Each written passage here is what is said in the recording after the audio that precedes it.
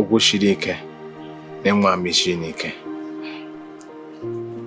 Kedu ka isi mara na m siri ike? Nwoke ọbụla gị taa n'ike amara nwa m taa n'ike.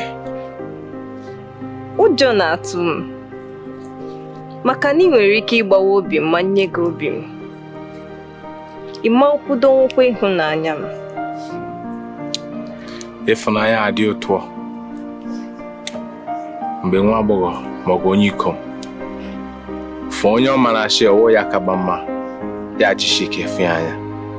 Mgbe ị mara achị ịfụnanya dị otu ndị filega ịhụnanya na-ele m anya ma na-ekiri nụ ya. Shegen Ijeọma